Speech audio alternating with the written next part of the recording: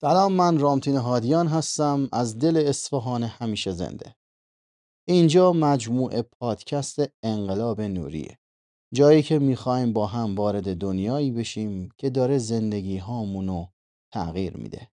شاید اسمش جدید باشه، ولی خب فناوری جیپان همین حالا داره آرام و بی صدا آینده ارتباطات ایران رو میسازه.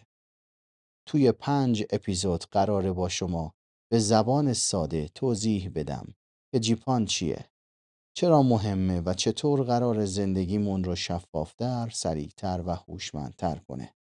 آماده ای؟ پس بیاین با هم اولین جرقه نور رو روشن کنیم و قدم بذاریم توی دنیای انقلاب نوری.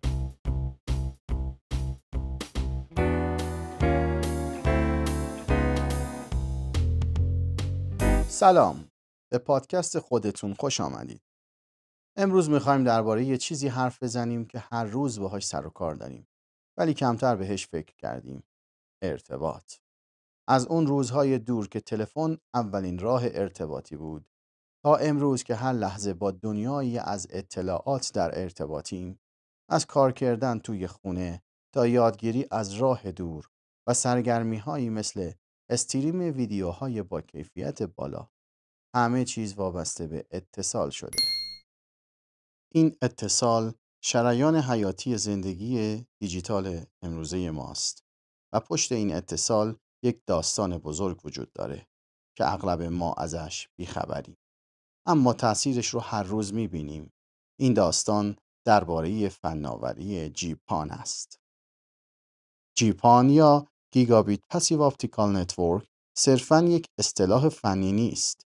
این فناوری همون چیزیه که قرار کیفیت زندگی دیجیتالمون رو در چند سال آینده متحول کنه. اینترنت نسل جدید، اینترنت از جنس نور. این چیزیه که میخوایم امروز دربارش صحبت کنیم. یادتون میاد اون روزهایی رو که اولین مودم ها رو به خط تلفن وصل میکردیم؟ اون صدای خاص که موقع اتصال مودم میشنیدیم و بالاخره بعد از کلی انتظار چراغ DSL سبز میشد.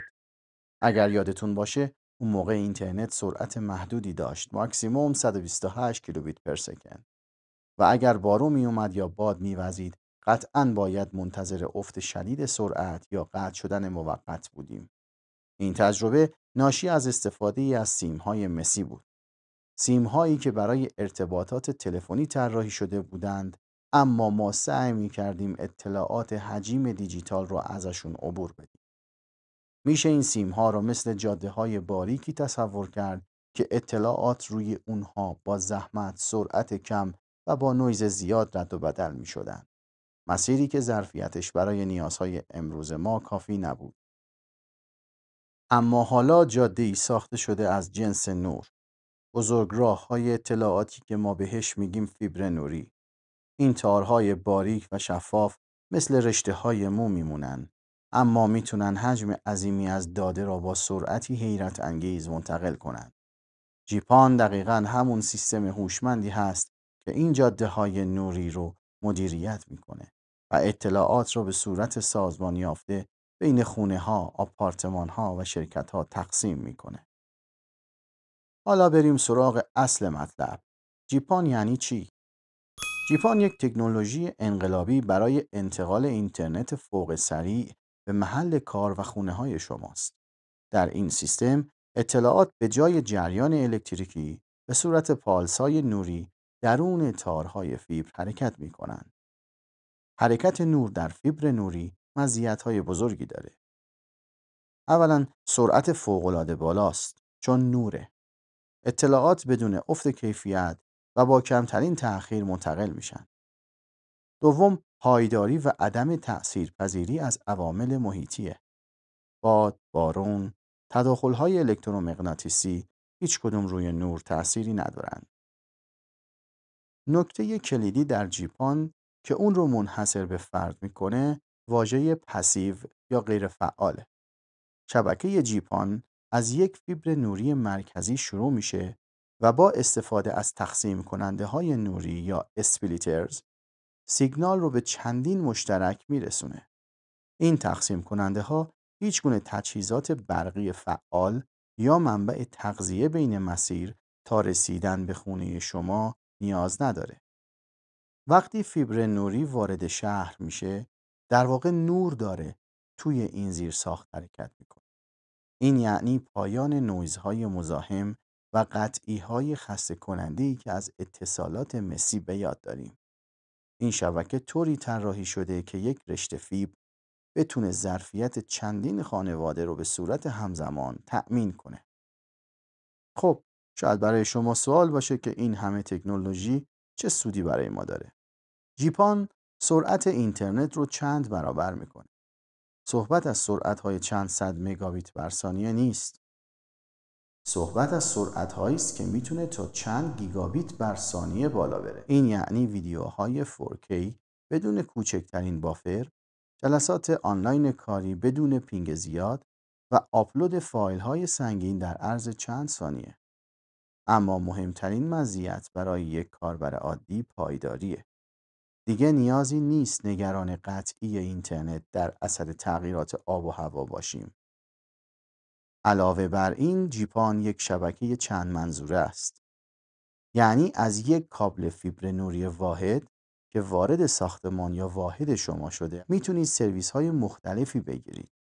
اینترنت پرسرعت، تلفن های وایپ، سرویس های تلویزیون اینترنتی یا IPTV، حتی امکان اتصال دوربین های مداربسته با کیفیت بالا.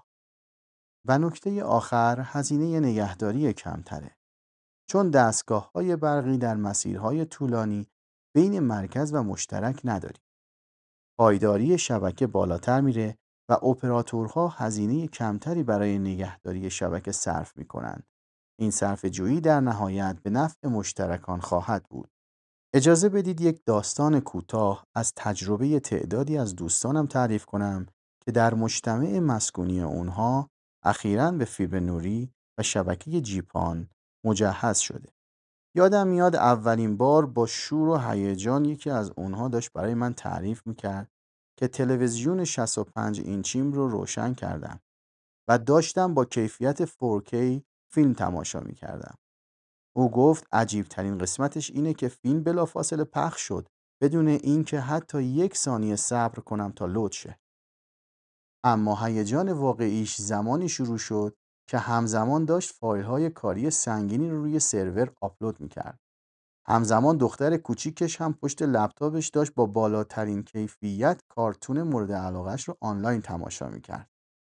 اون به من گفت تا حالا پیش نیامده بود که همزمان با آپلود سنگین هیچ قطعی یا افت سرعتی رو توی تماشای آنلاین تجربه کنم. قبلتر اگر یکی فیلم میدید بقیه باید صبر میکردن. اون لحظه فهمید که جیپان فقط یک سرویس اینترنت پرسرعت نیست. حس آرامش دیجیتاله. اطمینان از این که هر لحظه که به اتصال نیاز داری اونجا هست و بهترین عملکرد رو داره.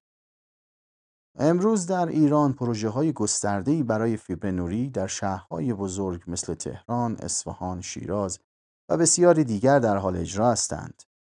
این اتفاق داره زیر پوست شهرها میفته.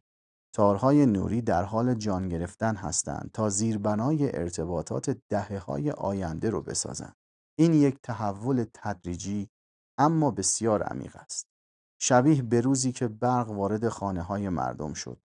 در ابتدا شاید خیلی ها نمی دونستند که چه تغییری در سبک زندگی، کار و ارتباطات رقم خواهد خورد.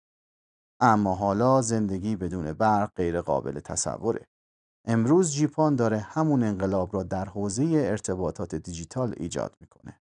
این زیرساخت برای دهه‌ها پایدار خواهد بود و نیازهای ما رو برآورده خواهد کرد. فیبر نوری پایه و اساس آینده ارتباطاته. از خانه‌های هوشمند، خدمات شهری متصل، آموزش از راه دور پیشرفته تا پزشکی از راه دور، همه این سرویس‌ها بر اساس همین تکنولوژی پرسرعت و پایدار کار خواهند کرد. اگر در منطقه شما زیرساخت فیبر نوری فراهم شده، بدون که داری به آینده وصل میشی. داری سرمایه گذاری روی کیفیت زندگی دیجیتالت میکنی. نور فقط یک پدیده فیزیکی نیست.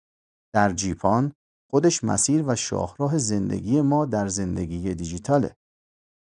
در اپیزود بعدی انقلاب نوری درباره هزینه‌ها، نصب جیپان در خانه‌ها و تجهیزات لازم صحبت خواهیم کرد. یادت نره ارتباط یعنی نور و نور همیشه راهشو پیدا میکنه. تا اپیزودی دیگر بدرود.